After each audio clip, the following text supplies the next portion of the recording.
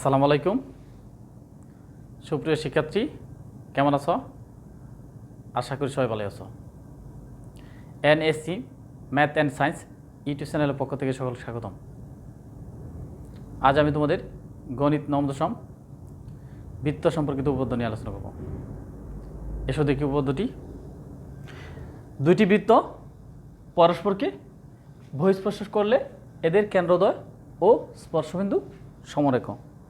তার মানে এই দুইটি বৃত্ত পরস্পরকে বহিঃস্পর্শ করলে তাদের কেন্দ্রদ্বয় ও স্পর্শবিন্দু কি সমরেখ। সমরেখ মানে কি? তার মানে এই তিনটি বিন্দু কি থাকবে? একটা সরল রেখার উপরে থাকবে। তার মানে তিনটি বিন্দু যদি আমি একটি সরল রেখার উপর অবস্থান করে এরকম প্রমাণ করতে পারি, তাহলে কি এই বিন্দু তিনটি কি সমরেখ। এসো দেখি।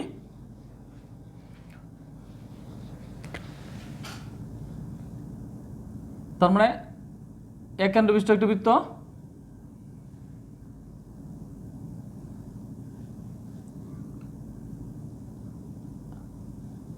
আরটি বিকেন্দ্রবিষ্ট আরটি বৃত্ত। এটা কি এক কেন্দ্রবিষ্ট, এটি কি বিকেন্দ্র বিশিষ্ট এও বিকেন্দ্রবিষ্ট দুটি বৃত্ত পরস্পরকে ও বিন্দুতে বহিঃস্পর্শ করে। মনে করি বিশেষ নির্বাচন মনে করি এ ও বি কেন্দ্র বিশিষ্ট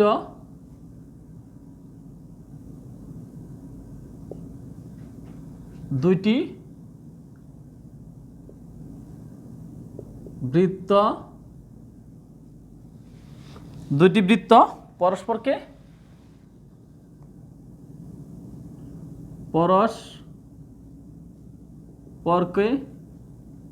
ও বিন্দুতে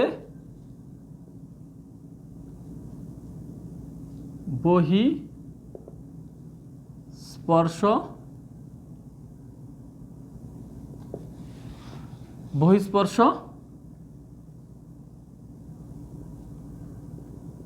করে। তার মানে এই এ ও বি কেন্দ্রবিষ্ট দুইটি বৃত্ত ও বিন্দুতে পরস্পরকে বহিঃস্পর্শ করে প্রমাণ করতে হবে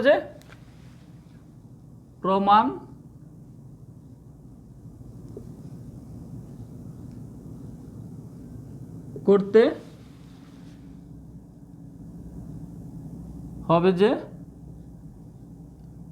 এ ও বি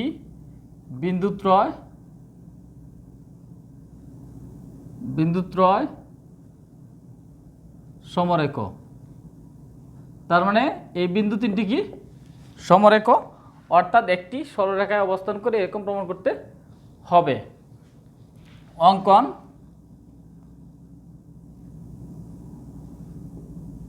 অঙ্কন ও বিন্দুতে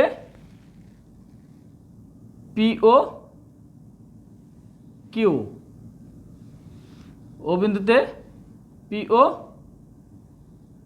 কিউ, একটি সাধারণ স্পর্শক অঙ্কন করি। ও এ এবং ও বি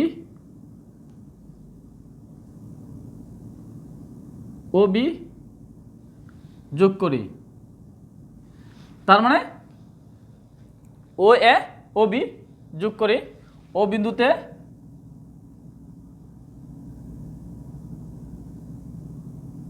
বিন্দুতে পি ও কিউ একটি সাধারণ স্পর্শক অঙ্কন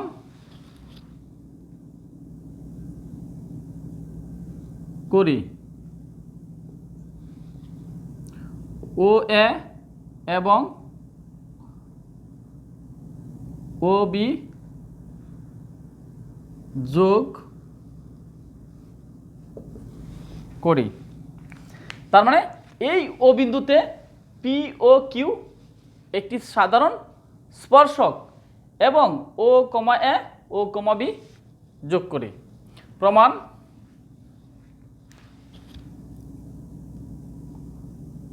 প্রমাণ এ ও বি কেন্দ্র বিশিষ্ট এ ও বি কেন্দ্র বিশিষ্ট বৃত্তে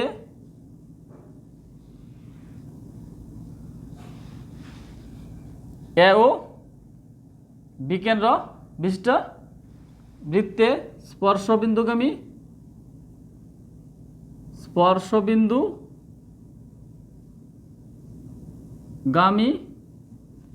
ব্যাসার্ধ যথাক্রমে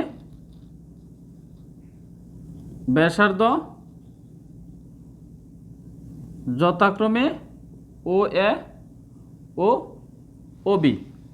তার মানে এই এ ও বি কেন্দ্র বিশিষ্ট বৃত্তের এই ও এ এবং ও বি কি এই স্পর্শবিন্দুগামী কি ব্যাসার্ধ, ও এ এবং ও বি স্পর্শবিন্দুগামী ব্যাসার্ধ এবং পি ও কিউ স্পর্শক আর ও এ ও বি স্পর্শবিন্দুগামী ব্যাসার্ধ। এই স্পর্শবিন্দুগামী ব্যাসার্ধ কি স্পর্শকের উপর কি হয় লম্ব হয়। তার মানে ও এ লম্ব পি ও কিউ, ও বি লম্ব পি ও কিউ।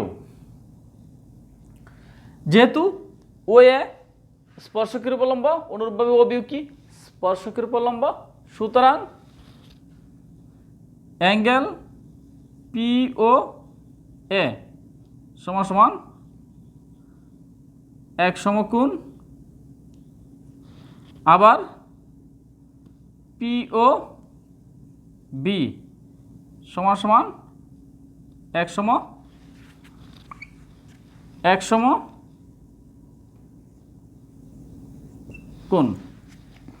তার মানে এই ও এ ও বি যেহেতু এই স্পর্শকের উপর লম্ব, তার মানে পি ও এ এক সমকোণ, পি ও বি এক সমকোণ। তার মানে এই পি ও এ 90 degree, P O B 90 degree. এবার যদি আমি দুটি যোগ করে দেই, P O A angle plus P O B সমান সমান এক সমকোণ আর এক সমকোণ, তার মানে দুই সমকোণ।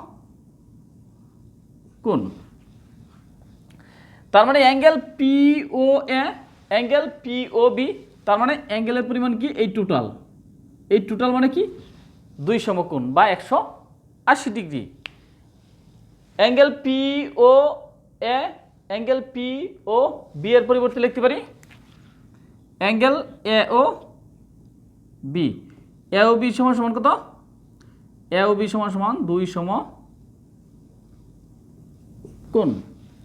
তার মানে এই অ্যাঙ্গেল এ ও বি যেহেতু দুই সমকোণ, আমরা কি জানি এই দুই সমকোণের সমান কোণকে বলা হয় কি সরল কোণ। দুই সমকোণের সমান কোণকে বলা হয় কি সরল কোণ। তার মানে কি এই এ ও বি কি একটি সরল কোণ। অ্যাঙ্গেল এ ও বি একটি সরল কোণ। তার মানে দুই সমকোণের সমান কোণকে বলা হয় কি সরল কোণ। যেহেতু এই এ ও বি কি একটি সরল কোণ, তার মানে এই সরল কোণটি উৎপন্ন হয় কি একটি সরল রেখার উপরে। তার মানে এই সরল কোণটি উৎপন্ন হয় কি একটি সরল রেখার উপরে। যেহেতু এ, সেই কারণে কি এ ও বি কি এ ও বি বিন্দু তিনটি কি সমরেখ, অর্থাৎ এ ও বিন্দু তিনটি কি একটি সরল রেখার উপরে অবস্থান করে। তার মানে এ ও বি, তার মানে এ ও বি বিন্দু তিনটি বা বিন্দুত্রয় কি সমরেখ, প্রমাণিত।